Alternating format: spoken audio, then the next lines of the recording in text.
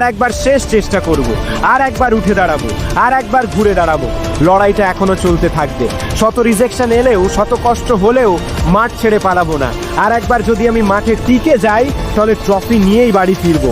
এই রিজেকশনের জবাব আমি মুখে বলে না, কাজে করে দেখাবো। কথাই বলে, হাতি যখন গাড্ডায় পড়ে তখন ব্যাঙে এসেও লাথি মারে। কিন্তু এটা ভুলে যেও না যে দিন আমারও আসবে, সময় আমারও আসবে। সেদিন এই অপমানের জবাব, এই রিজেকশনের জবাব আমি পাই টু পাই হিসাব করে দেব। প্রস্তুত থেকো। তুমি কি ভাবছো তোমার রিজেকশনে আমি হেরে যাব, আমি দুর্বল হয়ে যাব? না, এটা তোমার ভুল ধারণা। তোমার রিজেকশনই আমাকে শক্ত বানিয়ে দিচ্ছে, তোমার রিজেকশনই আমাকে দুর্ভেদ্য বানিয়ে দিচ্ছে। বস, আমি হারতে আসিনি, আমি লড়তে এসেছি। আর এই লড়াই জেতার আগে পর্যন্ত চলবে। চাইলেই যদি সব কিছু পেয়ে যাই, তাহলে জীবনের গুরুত্বটা বুঝতে পারবো না। কষ্ট করে পেলে সেই জিনিসের গুরুত্ব বোঝা যায়।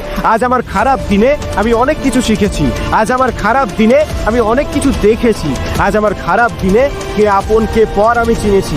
মুখোশের আড়ালের মানুষগুলোর আসল রূপ, আসল চেহারা আমি দেখেছি। আমার লাইফের ভালো জিনিসগুলো যেমন আমি গর্বের সাথে গ্রহণ করেছি, ঠিক তেমনই আমার লাইফের খারাপ পরিস্থিতিকে আমি চ্যালেঞ্জের সাথে অ্যাকসেপ্ট করে নিলাম। তাই আজ থেকে আর রিজেকশনের ভয় পাবো না। আজ থেকে এই রিজেকশনগুলোকে সফলতার সিঁড়ি হিসাবে ব্যবহার করব। আমি জানি সারা পৃথিবী একদিকে আর আমি একা একদিকে, তবু আমি ভয় পাবো না, তবু আমি পিছিয়ে আসবো না। কারণ কি জানো? Because I am a super hero.